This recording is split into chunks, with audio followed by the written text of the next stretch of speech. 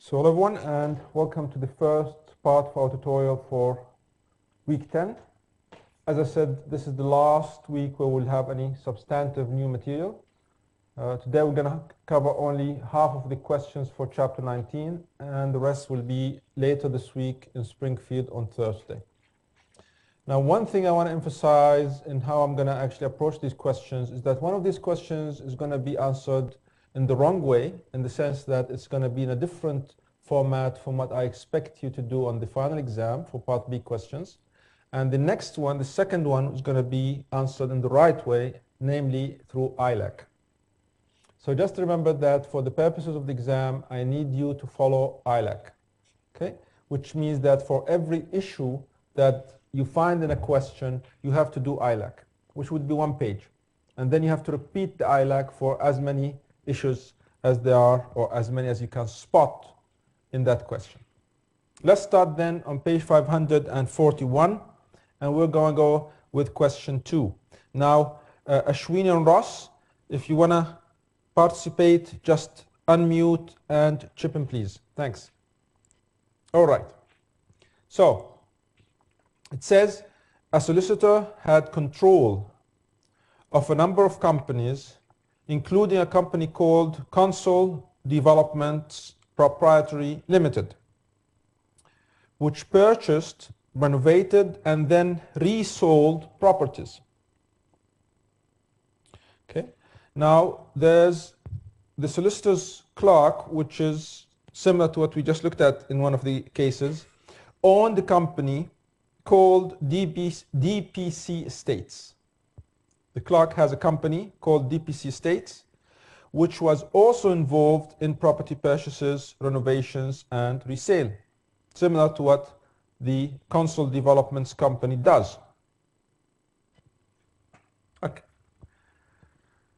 A manager was appointed to manage the companies under the control of the solicitor. This manager often passed on information to the solicitor's clerk about properties Console Developments was going to buy, okay, which was, as we know, in breach of his agreement with the solicitor. Why do we say there's a breach of his agreement with the solicitor if he's simply passing information to the solicitor's clerk? Of course, we haven't looked at the duties of agents per se, but maybe commonsensically. Yes, Charlene? Okay. And what do you think would happen if so the manager in the situation, you think, is acting in what capacity? Agent. Did you pick up on that? So it doesn't say the manager is the agent. Just say a manager. But he's an employee, and the employer is the solicitor. And remember, because he's high ranked, he would then be considered as acting as an agent. Okay? So the agent was passing information not to the principal, but to their clerk. But the clerk has a business that does something very similar to the business that his principal does. So there is competition in that sense. Okay.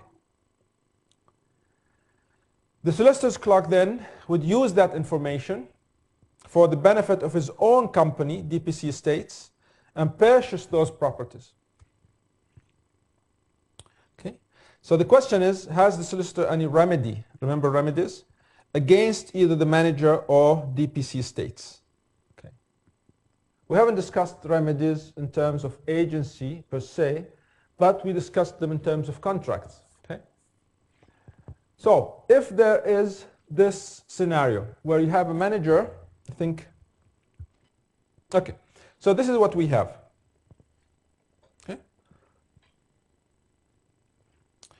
You need to spot that there's an agency relationship, and that we have a principal who's the solicitor, and that the manager is the agent, and then you have the third party being the solicitor's clerk or their company, the DPC Estates. Okay.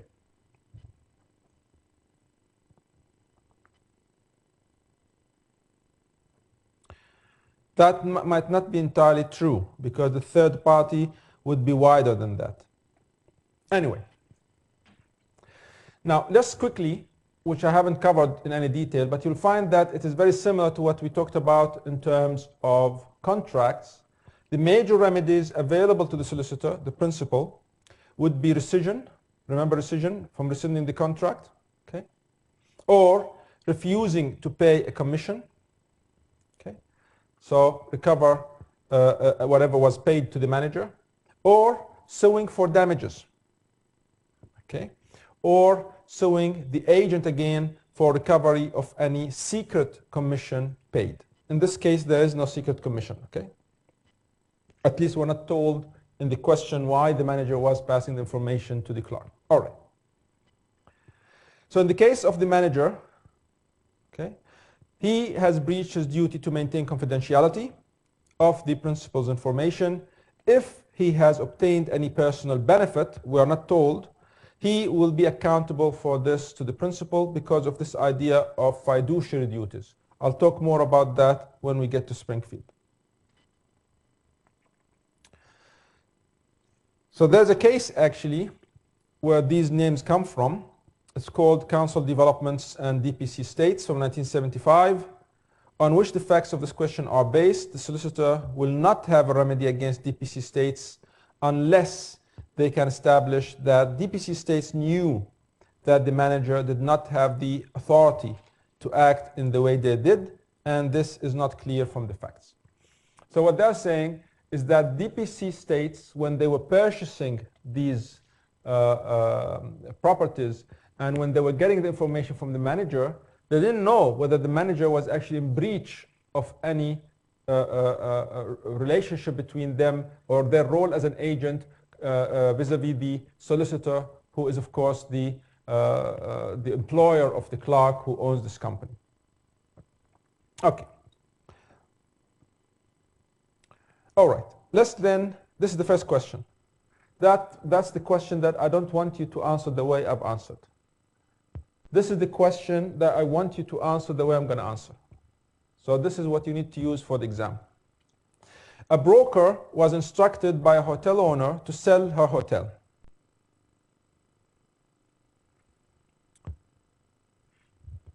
The hotel was duly listed by the broker,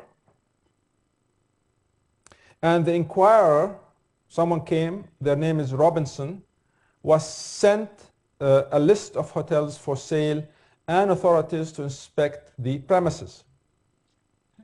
This is a broker. He or she are not going to sell only one property. They will give you a list.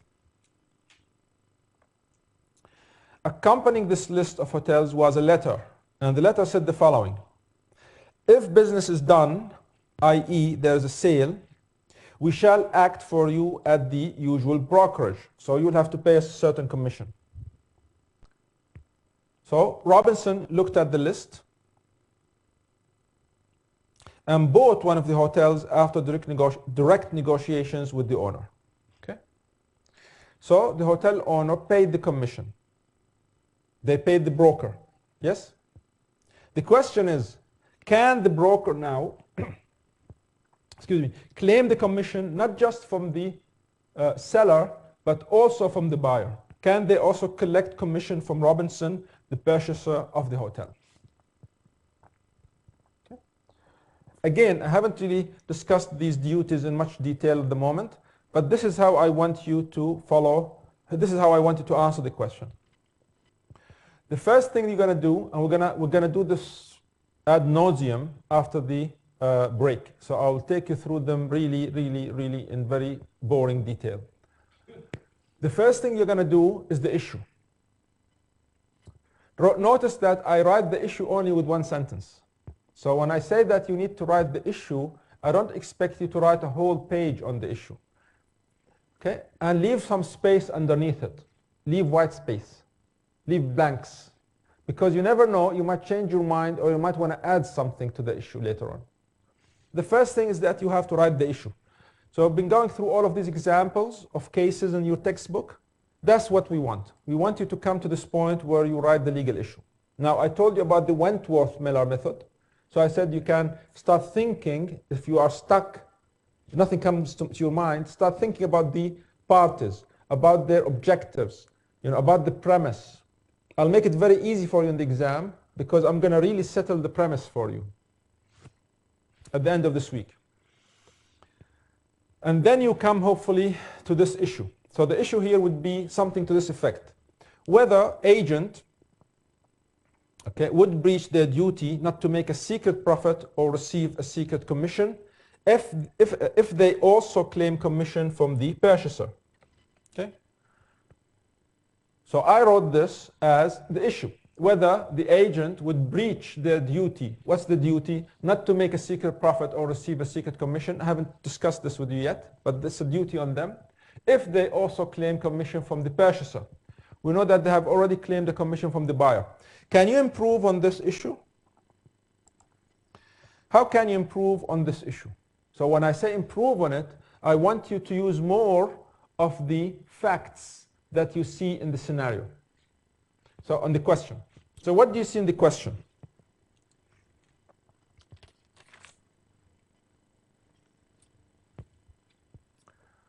Instead of A, what can I write? Make it real, make it more concrete, more in line with the question you're answering. Whether, so who's A in this case? The manager was in the previous question. We're talking now about this question number 4 on page 542. You want to look at it again? So it's question 4. It's this question. It's about a broker who was instructed by hotel owner to sell her hotel, and she put the hotel on a list, and then one of the potential buyers, Robinson, inspected the list and they decided to purchase that particular hotel. So Robinson paid a commission, the hotel owner paid a commission to the broker. The question is, can now the broker turn around and take another commission from Robinson? So I want to frame the legal issue. We said the legal issue could be framed something like this. Now I want you to improve on it. Something, for example, like whether, who's the agent here? The broker. Whether the broker, and then between parentheses you would say the agent, and maybe even equal to A, so that you know, I know, or the marker actually knows that that's how you're going to refer to them later on. Whether the broker would breach their duty to whom?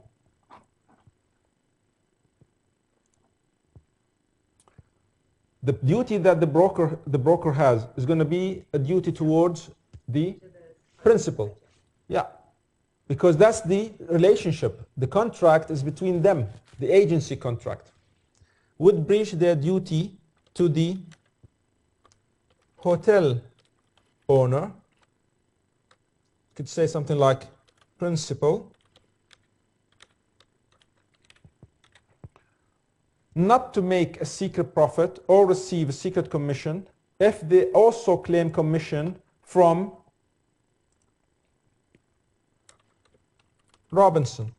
And this is TP, or we could say the purchaser, and that's the third party. Okay. So that's how you write your legal issue. You see how long it takes? So I'm not expecting you to just write quickly. And that's what we said in the exam, and I will tell you that, and I've told you that previously. There will be 2 parts. The first part is part A, which is now what we are doing through the forum. Well, not exactly, but very similar questions. There will be 15 questions, okay? If you do your homework, that means you can finish that part in 15 minutes, okay, in 30 minutes. Then you have an hour and a half just on part B. So you can take your time, you have open book, you have your book, you have everything. Take your time, write slowly. It's not about how much you write. We're not going to go, 1 page, 2 page, 3 page, 5 page, 10 page, A+. No. It's going to be what you have written and how targeted it is to the question. So you can write this in 10 minutes. You just take your time, because that's important, because everything's going to flow from it. Leave space underneath it. Don't worry about, have to write too much. Just leave space underneath it, and underneath that you would come to what? The next step would be what? After the I comes the L. Law. And that's the law. So on the same page, leave some space and you start with the law. Okay? Where is the law going to come from? You're going to memorize the law? No. Your law is going to come from your notes or from the textbook. It doesn't matter. Just go to the textbook. I don't care if you even just copy. But if you copy something that's not relevant, you're not going to get any marks, which means that you are wasting time without getting marks. So you have to take your time, think about it, and write whatever you copy even, but it has to be relevant. Okay, so what do you say? Something like this. An agency relationship is normally a fiduciary relationship. We haven't discussed this yet. We'll talk more about that again later this week. Fiduciary comes from the word fiducia, which is Latin for trust. So it's a trust relationship, which means that the agent has to conduct themselves at a high standard, to the point that you can't benefit from being an agent. You cannot benefit from being an agent unless the principal says you can do so. Okay? And as such, so we explain what a fiduciary relationship is. One where the agent owes special duties to the principal. Again, the duties are going to be fleshed out later this week. This means that the agent is only entitled, here we go, to the agreed or customary commission as remuneration for services that have been performed, and to nothing else. So it has to be agreed. You have to accept. The principal has to say, yes, okay, you can go ahead and take that money. So all property and monies received by the agent must be handed over to the principal, less incurred expenses, and deducting commission or remuneration if this is allowed under the contract. So the contract will decide what you can deduct, and then the rest has to go to the principal. What's the rest? So this is the price that they will get for her hotel. Okay? All right. Continue with the law. You can see the difference between the law section and the issue section. The issue is one sentence. The law is going to be more. It's going to be more points, more marks for the law part. As I said, in the exam, each ILAC is going to be roughly between 5 and 10 marks. Roughly between 5 and 10 marks. Okay? Most of those marks are going to be under law and application. Not the issue and not the conclusion. Because the issue is going to be one sentence and the conclusion is one sentence. It's mostly from the law and the application. And mostly really it's the application, because the law is going to be something you will copy.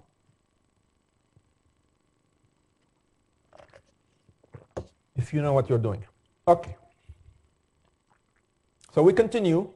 Where the agent desires to act for both the vendor and the purchaser and receive a commission from both of them, then there has to be full disclosure to both parties. So they both need to know that you are taking commission from both parties.